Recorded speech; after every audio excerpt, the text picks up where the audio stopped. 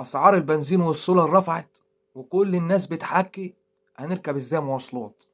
مش عارف، انا بيتكلموا على حاجه ملهاش اي قيمه ولا اي لازمه. مواصلات ايه اللي بيتكلموا عليها؟ المصيبه الكبيره في ارتفاع اسعار السلع والمواد الغذائيه فيما بعد.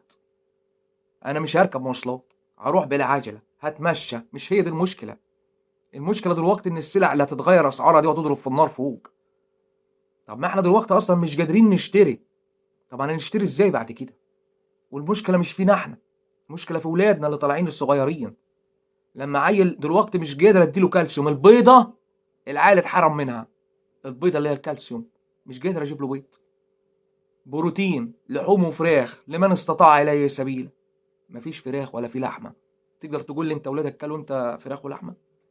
يمكن ما تعرفش ولا تفتكر. حتى الموظفين المرتب بتاعه ما بيكملش 10 ايام ويخلص، ويروح يستلف. طب هيستلف من مين؟ طب ما احنا كلنا